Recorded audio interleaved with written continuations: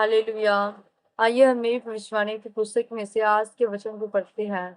परमेश्वर की इच्छा को पूरा करना।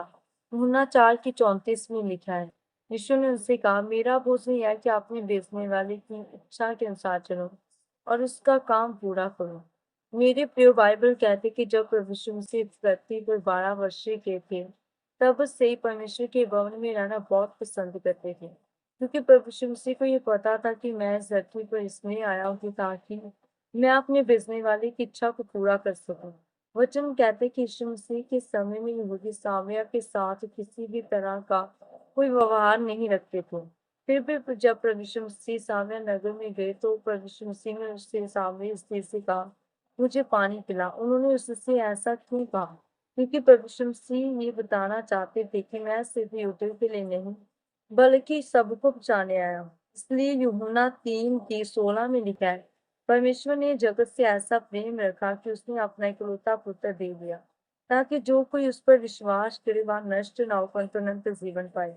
मेरे प्रियो, प्रभु यीशु मसीह ने अपने पिता की इच्छा को पूरा करने के लिए अपना पूरा ध्यान लगा रखा था और 39 कोड़े खाए, जिसके बाद उनका मांस उन कोड़ों के साथ निकला, क्योंकि उस समय जब कोड़े लगते थे तब उन कोड़ों के साथ मांस भी बाहर आता था। हमारे लिए उसके सिर पर कांटों का ताज रखा गया और उसके हाथों और पैरों में कीड़े भी ठोक दिए गए, यहाँ तक कि उसने हमारे लिए क्रूस की मृत्यु भी सह ली। और जिस जगह पर उसे क्रूस पर चढ़ाया गया था वहां उसके दोनों तरफ दाएं और बाएं 2 डाकू भी क्रूस पर चढ़ाए गए थे। उन डाकुओं में से एक ने प्रभु यीशु का मजाक उड़ाकर कहा, यदि तू मसीह है तो अपने आप को बचा और साथ में हमें भी बचा।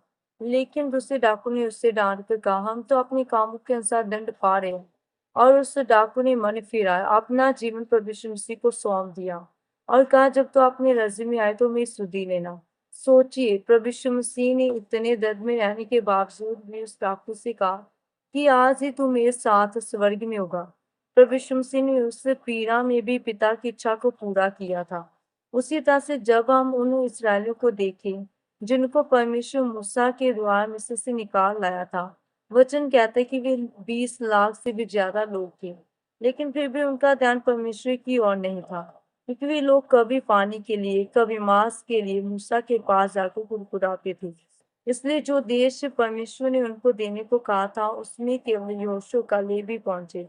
उन दोनों ने अपना ध्यान परमेश्वर की ओर से नहीं हटाया था, क्योंकि उन्हें ये पता था कि अगर परमेश्वर ने कहा है तो वह हमें कनान देश लेकर भी जाएगा।